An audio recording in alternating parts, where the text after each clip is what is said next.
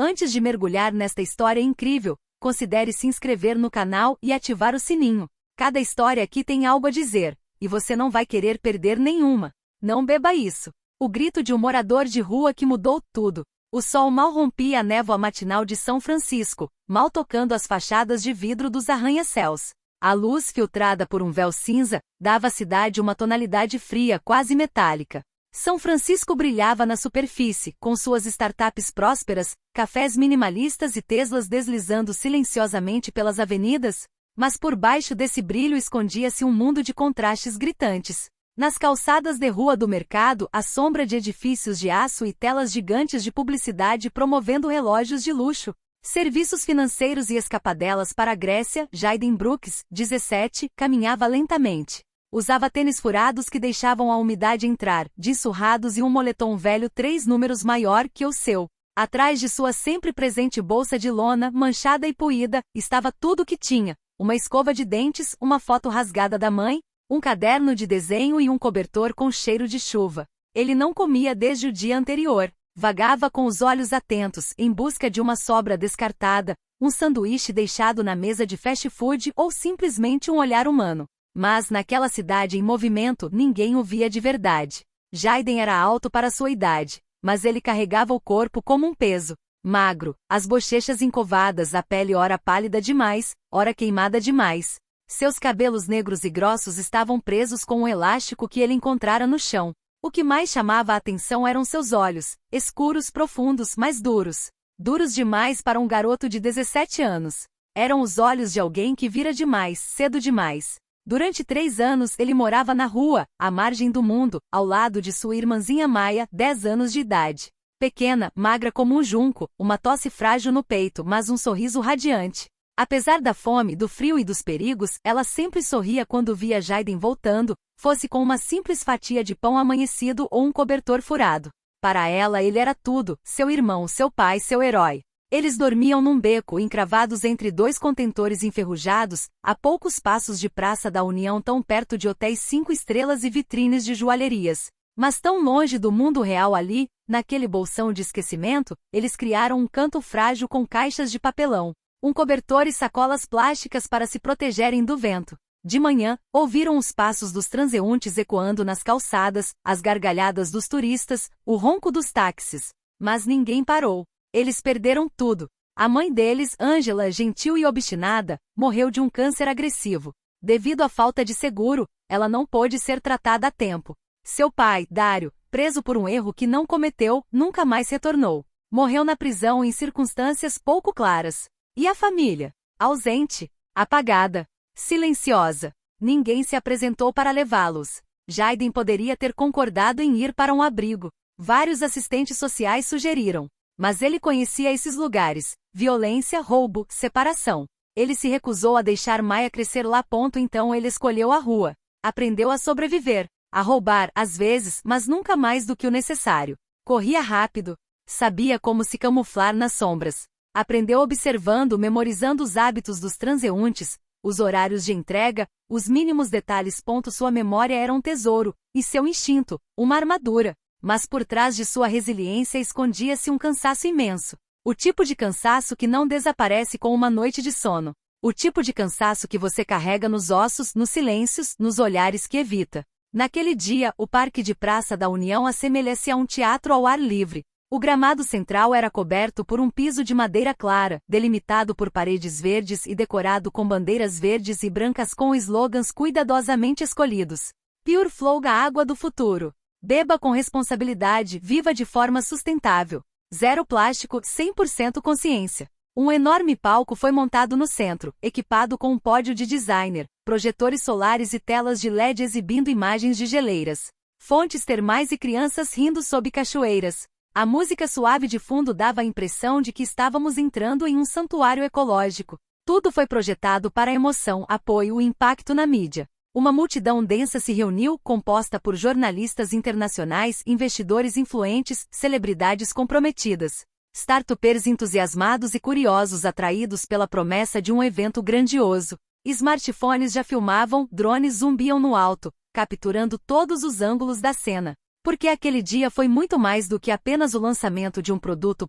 Foi um ato público de fé, uma proclamação política, uma operação de imagem cuidadosamente planejada. No centro deste cenário deslumbrante estava William Langford, 56 anos, CEO da Vanguard Inc., um império tecnológico multibilionário, pioneiro em energia renovável e figura querida no Vale do Silício. Ele construiu sua imagem como um monumento, visionário, intransigente, ambientalista de elite e um filantropo seletivo.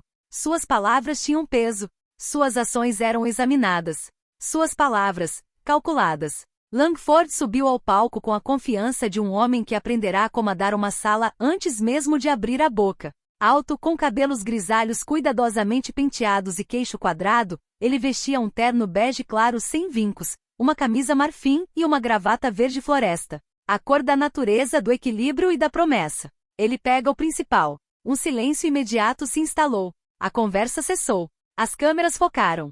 Langford falou com uma voz calma, profunda e comedida, como um chefe de Estado se dirigindo a uma nação em expectativa. Hoje, meus amigos, não estamos lançando apenas uma garrafa de água. Estamos lançando uma promessa. O de um futuro mais puro, mais transparente, mais respeitoso com o nosso planeta. Ele fez uma pausa. As telas atrás dele mostravam imagens de florestas, mares sem plástico e crianças em escolas movidas a energia solar na África. Cada gota de fluxo puro vem de uma fonte natural, filtrado sem produtos químicos, embalado sem petróleo e distribuído sem carbono. É mais do que um produto. É um símbolo, uma visão, uma revolução suave. Uma salva de palmas estrondosa irrompeu. Langford estendeu a mão. Uma recepcionista lhe entregou uma garrafa cilíndrica de design minimalista feita de vidro reciclado. Um rótulo fino, branco e prateado fosco dizia simplesmente, puro fluxo. Em letras limpas. Sem plástico. Sem códigos de barras visíveis. Apenas o produto. A ideia. A imagem. Ele o segurou na mão por alguns segundos, como se quisesse torná-lo o centro do mundo. Então, ele o desenroscou lentamente, deixando um leve chiado escapar da cortiça. O barulho parecia ressoar por toda a praça. Alguns jornalistas se inclinaram para a frente.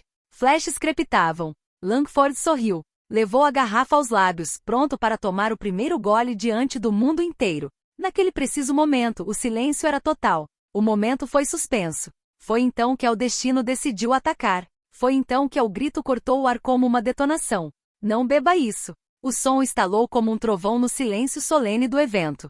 O braço de William Langford congelou, a garrafa ainda a centímetros de seus lábios. As câmeras, os drones, os microfones, tudo parecia suspenso. A multidão se virou como uma só. Murmúrios se ergueram, agitados, agudos, tensos. Quem gritou? O que ele disse? Isso foi planejado? Os seguranças de terno preto apareceram imediatamente, avançando pela multidão como ondas. 2 deles já haviam colocado as mãos nos fones de ouvido, coordenando seus movimentos. Eles examinaram a multidão. E então nós vimos. Um garoto tinha acabado de forçar a passagem pelas barreiras de segurança, esbarrando em um fotógrafo e deslizando entre 2 arquibancadas. Ele correu, ofegante. Desesperado, sua respiração estava ofegante devido ao esforço, seus olhos estavam arregalados. Jaden. Suas roupas pendiam sobre ele como trapos. Seu moletom estava coberto de manchas, suas calças encharcadas na bainha. Seus sapatos, pequenos demais para seus pés, rangiam a cada passo. Seu rosto estava enegrecido pela poeira, mas seus olhos claros e profundos ardiam de urgência. Um guarda agarrou seu braço, mas Jaden se soltou, mal conseguindo se levantar. Ele cambaleou até a beira do palco, com os braços erguidos. Falta de ar, voz quebrada, mas seu olhar permaneceu fixo em Langford. Langford olhou para ele agora, confuso e irritado a princípio. Ele franziu a testa como se estivesse tentando descobrir se aquilo era um golpe publicitário mal orquestrado, uma ação ativista, ou apenas uma intrusão. O que você está fazendo aqui, garoto? Ele disse, um pouco ríspido, desconfiado, mas curioso apesar de tudo. Jaden encostou-se na barreira, ofegante. Ele levantou a cabeça e num grito desesperado, disse tudo o que sabia. Eu vi um homem ontem à noite. Ele estava no seu armazém no Porto 17. Ele estava usando uma jaqueta com o logotipo da sua empresa. Eu estava dormindo lá. Ele achou que ninguém estava olhando, mas eu estava lá. Eu o vi colocar líquido em várias caixas de água. Ele envenenou as garrafas. Um silêncio mortal se instalou. A plateia, os jornalistas, as câmeras, tudo estava congelado. Alguns caíram na gargalhada nervosa. Outros recuaram incertos. Um homem gritou: "Isso é uma piada?" Uma mulher de terno sussurrou para seu colega: "Ele está tendo alucinações. Provavelmente está drogado." Mas William Langford não estava rindo. Os seguranças se moveram para agarrar Jayden, prontos para retirá-lo discretamente do local. Mas Langford levantou a mão. "Espere." Ele desceu lentamente os degraus do palco. Seu olhar estava agora inteiramente absorvido pelo do rapaz. Parou a menos de 1 metro dele. Examinou seu rosto, sua respiração, seu olhar, procurando uma falha. Uma mentira. Uma armação. Mas não houve nada disso. Apenas medo.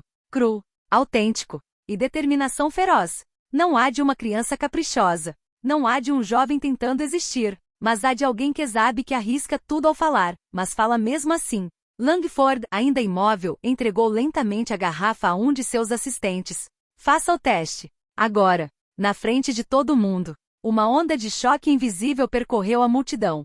Sussurros se espalharam, olhares preocupados foram trocados. As câmeras voltaram a rodar a todo vapor, desta vez sem roteiro, sem plano de relações públicas, sem cenário. A cena tinha acabado de mudar. O herói da mídia não estava mais sozinho no centro. Um estranho, um garoto de rua, tinha acabado de agitar a cena. E o mundo de repente prendeu a respiração. Os testes começaram apenas 30 minutos após o incidente.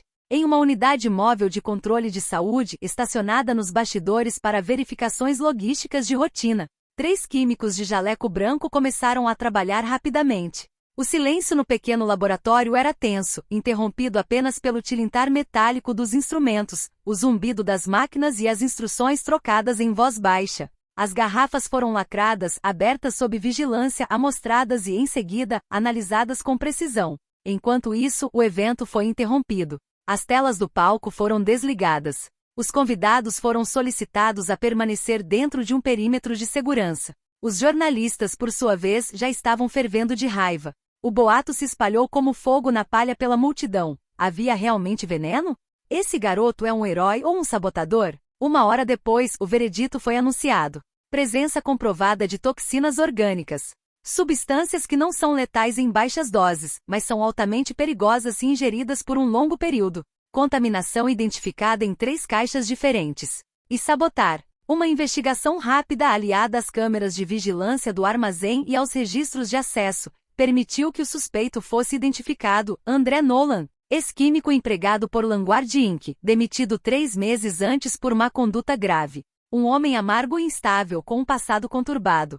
Ele guardava um crachá de acesso destrancado e entrou no local em uma noite chuvosa, pensando que não deixaria rastros. Ele não sabia que alguém estava dormindo lá. Jayden. Quando William Langford recebeu os resultados, ele ficou imóvel em seu camarim, com as folhas do relatório tremendo levemente entre seus dedos. Por um longo minuto, ele não disse nada. Seu olhar estava fixo no vazio. Ele, o visionário, o estrategista, o gigante da tecnologia verde, acabará de escapar. Uma morte simbólica ao vivo, diante dos olhos do mundo inteiro. E ele devia essa vida a um adolescente sem lar, sem status, sem voz. Ele fechou lentamente o arquivo e sussurrou para seu chefe de segurança. "Onde está o menino?" "Lá fora. Sentado num banco." "Ele não perguntou nada. Achou que você ia chamar a polícia." Langford assentiu. Então, sem escolta, sem microfone, sem câmera, ele saiu para encontrá-lo. Jayden estava ali, encolhido na beira de um banco de madeira, com os braços cruzados sobre o peito e os olhos fixos no chão. A multidão o evitava, alguns observavam de longe, outros passavam sem nem perceber. Ele estava invisível novamente, um mero intruso, esquecido tão rapidamente quanto aparecerá. Ao ver Langford se aproximando lentamente, sentiu um arrepio. Pensou em fugir por reflexo. Estava acostumado. Ricos nunca traziam boas notícias para pessoas como ele. Mas Langford parou diante dele, simplesmente. Sem ameaça. Sem arrogância. Eles olharam um para o outro. 2 mundos opostos. 2 homens em extremos opostos do espectro. Mas o mesmo silêncio. O mesmo momento da verdade. Langford finalmente falou suavemente. "Você arriscou sua vida para salvar a minha.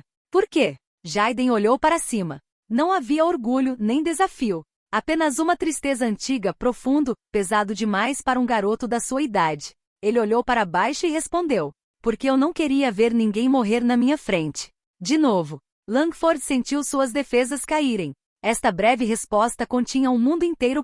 Tristeza. Dor. perda, coragem e uma dignidade incrível. Ele entendeu que a história de Jayden foi além do evento. Naquela mesma noite, Langford deu instruções claras e irrevogáveis. Jayden e sua irmãzinha Maya foram transferidos para um apartamento seguro, mobiliada e iluminada em um bairro tranquilo. Uma equipe médica foi enviada para monitorar o estado de saúde de Maya. Psicólogos, tutores escolares e educadores especializados foram contratados para apoiá-los. Mas Langford não parou por aí. 3 semanas depois, numa conferência de imprensa global realizada na Universidade de Stanford, anunciou a criação da Fundação Jayden Brooks, um programa nacional dedicado à ajuda para jovens sem teto, à sua educação, à sua saúde, à sua segurança e, acima de tudo, à sua voz. Langford contratou o cifrão 100 milhões fundos iniciais e prometeu contribuir 10% dos lucros anuais da Vanguard Inc.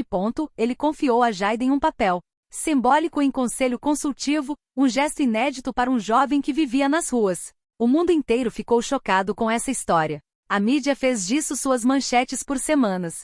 O morador de rua salva a vida de um bilionário e muda o destino de milhares de crianças. Jayden Brooks, da sombra à luz.